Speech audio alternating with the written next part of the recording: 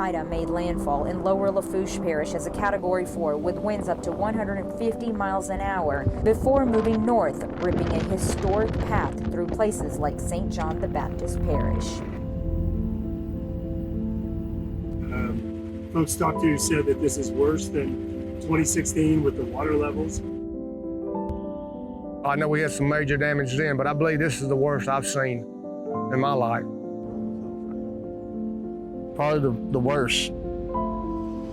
Baton Rouge, Livingston Parish area is probably the worst than Katrina and Andrew, as far as the damage wise.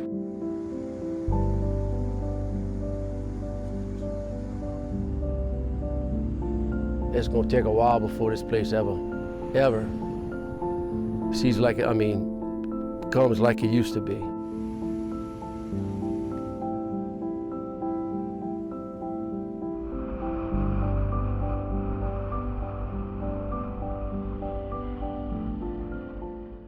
Tell me a little about why you and I are sitting down talking today.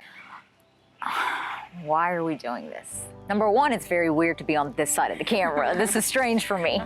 But I think this is something that I will remember for the rest of my life.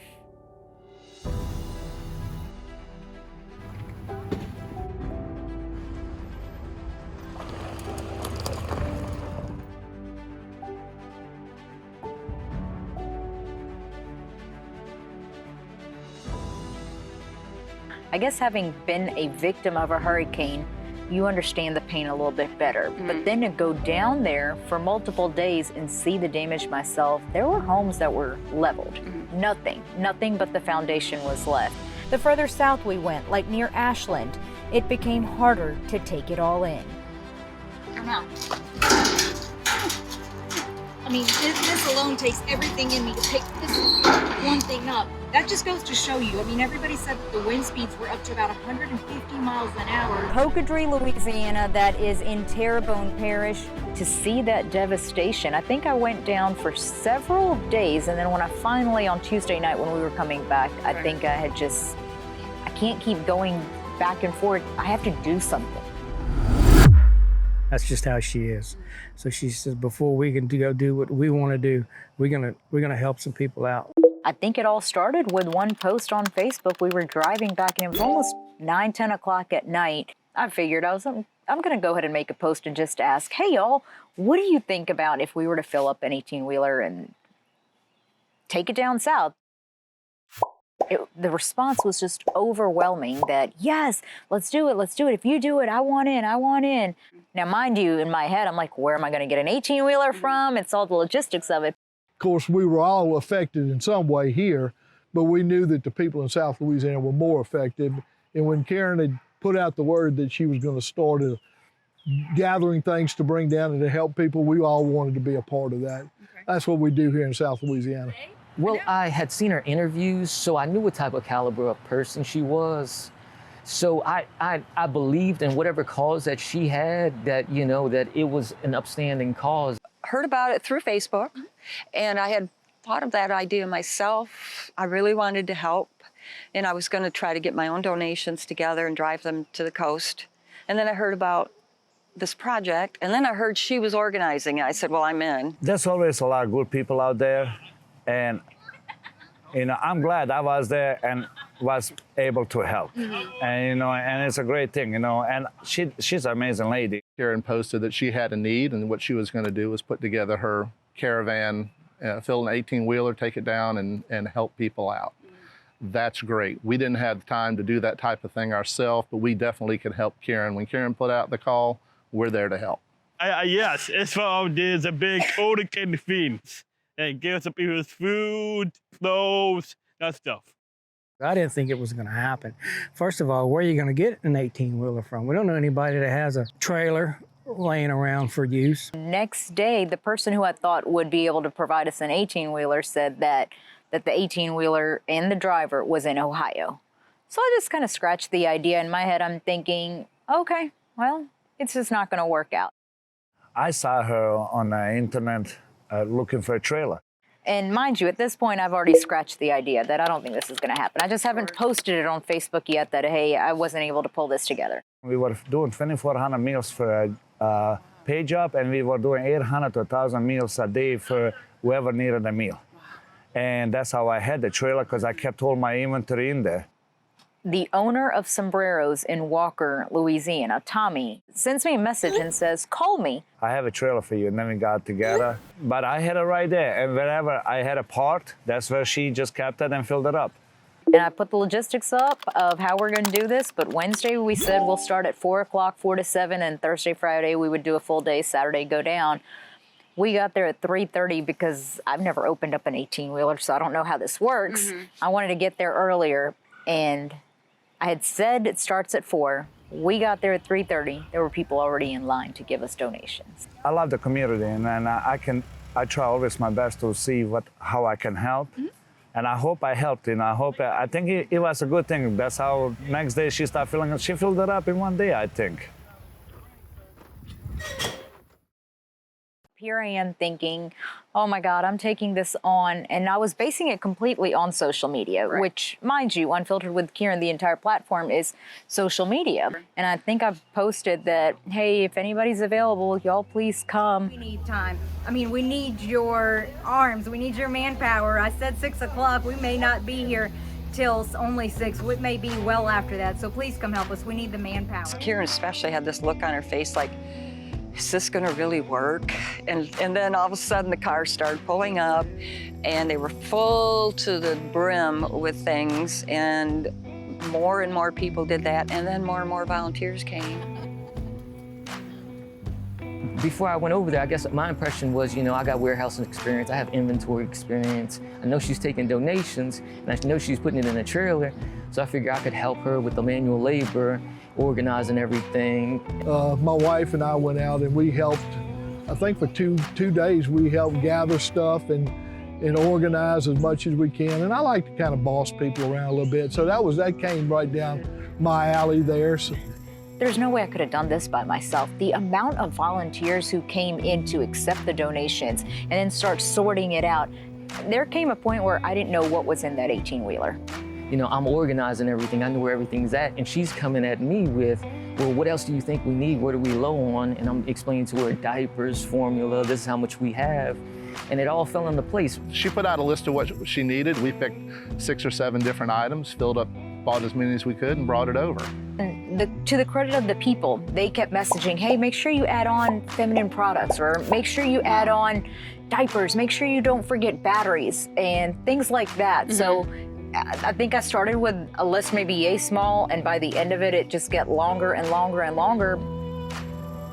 And people were more than willing, were coming back to back, just trying to help us. And it was a beautiful feeling just to see everybody come together like that. Well, that's a big undertaking, and it takes a lot of back planning to get that done. And that's what she did. She got all of that organized, and then the people out there volunteered, did the rest. They got the trucks filled up, and those are huge undertakings. That's why most people, a lot of people don't want to deal with that because it's just a lot of work. And it was a lot of work, but it was very rewarding.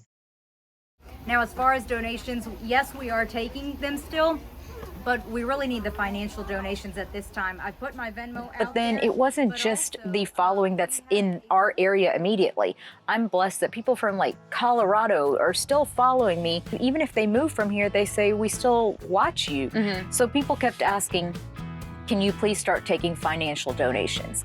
People want to help. People know she's got good intentions and that, she's transparent in all her transactions. But then it was just an overwhelming amount of people who were saying, we really want to help, but we're not anywhere near Baton Rouge to come and give donations. We ended up collecting over $10,000 in donations. That's incredible. And I used every single penny of it. I did not use anything.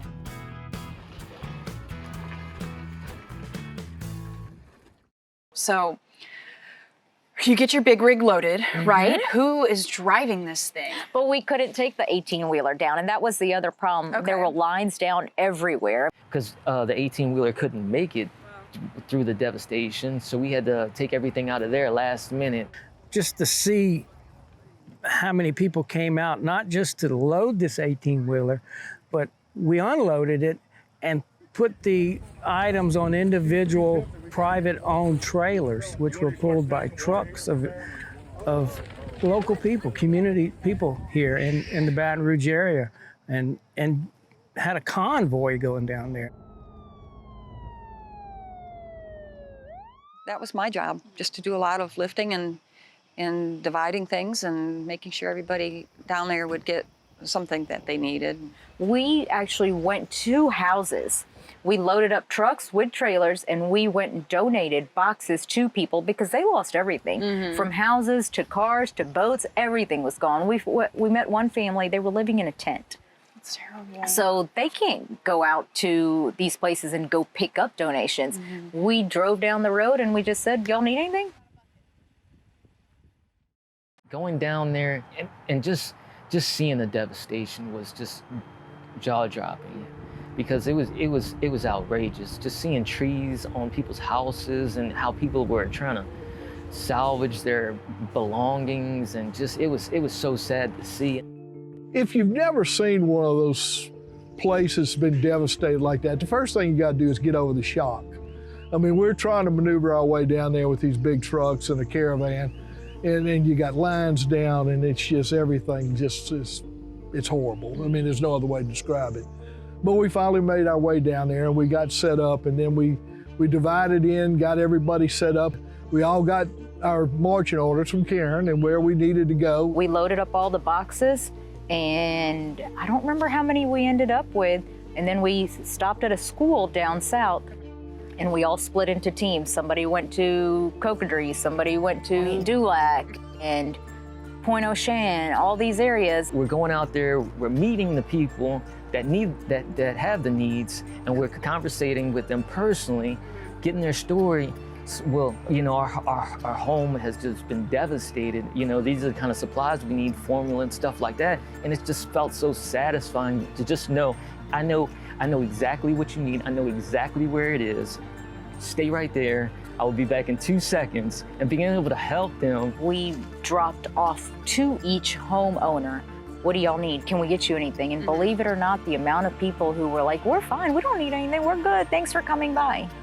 But these people were so, I don't even know how to describe them. It was almost like they didn't want to bother you to take something because they thought somebody else needed it more. I was really intrigued by that. I mean, you could almost say, look, you take something. Somebody's going to need it more than we can. They felt like there was someone worse off than them that might need it, and if they took it, they wouldn't get it. Well, when you're living in a tent, your whole home is gone. Who's worse off than you are? And we had a gentleman down there that was in a tent, and he showed us where his house was prior to the hurricane. And he said, oh no, that's good. You give some of that stuff to other people. We gave a bag of stuffed toys to a little girl, a smile on her face. I remember one instance, there was a little old man, I guess he was in his 80s, and he had a huge yard. And he was out there with a rake in the middle of that yard and just trying to do what he could do. And we stopped off and said, look, is there something we can get you? And he said, no, sir, I'm pretty good, okay. And I think the church is gonna bring me some food, but after that, I'm good. So, I mean, that's what it's kind of all about.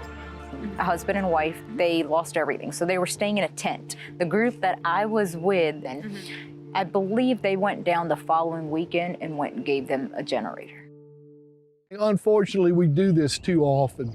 The people in this areas are used to this. They know what they have to do. They just have to get the stuff to be able to do it with. I grew up around Metairie, and we were affected by Katrina. So I know how it is in storms before that, Hurricane Andrew.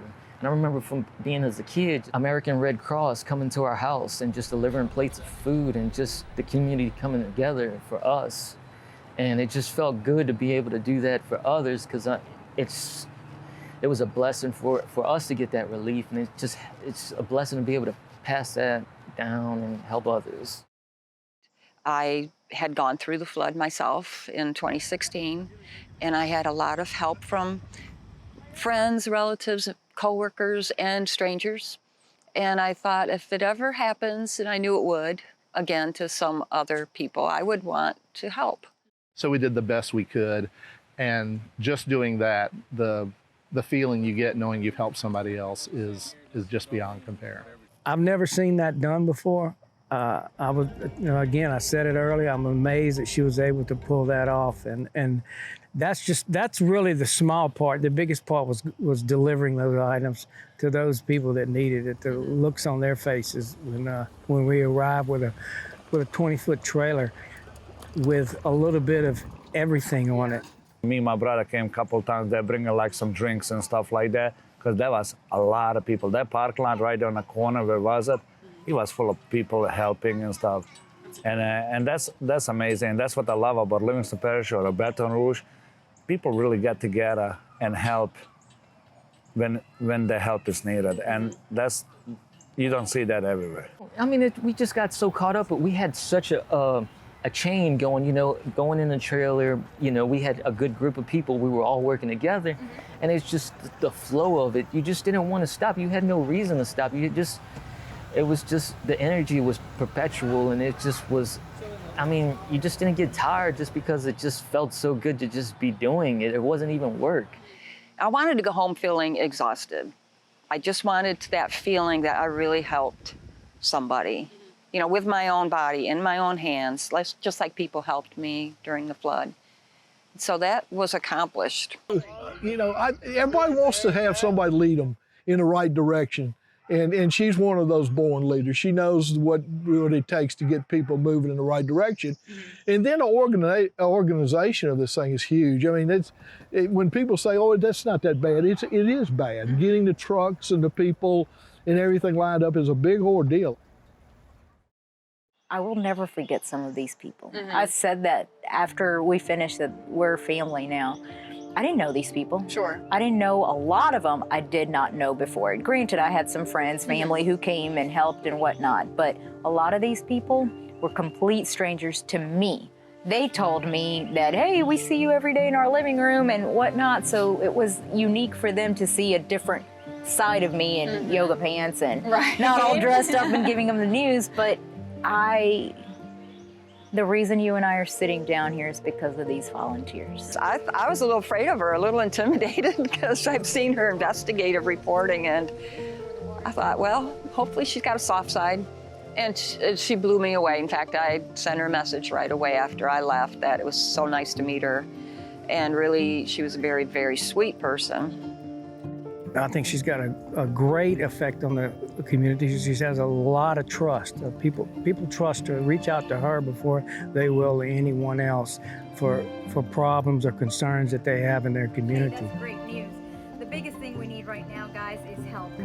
Look outside. She makes a big impact, and I think she got a beautiful heart, and I think she does what she loves. And when you do what you love, that makes it's not a job. I was excited, like I said, when Kieran was organizing it. I decided that that's what I wanted to be a part of and get a little bit closer to her little inner circle. And I just think we need a lot of positive role models right now. I am very, very blessed. I have a very large and supportive following. They have supported me through thick and thin, and even when it comes to a response this big, the following is what's made this. In fact, I'll say it over and over. I am who I am today because of the people who support me. I am who I am today because of the following I have on social media. That's so powerful. That's incredible. I can't believe how fast, maybe I can believe it. That's what I'm saying. It speaks so highly to the type of people that watch you and follow you and keep up with you, and the people in our physical area, they hear you need the help, they know that our area needs the help, and they come to serve. Yep. That's incredible. Yep. Thanks, Louisiana, for all the help you gave us. God bless y'all. I'm so excited. Thank you, thank you, thank you, thank you to everybody.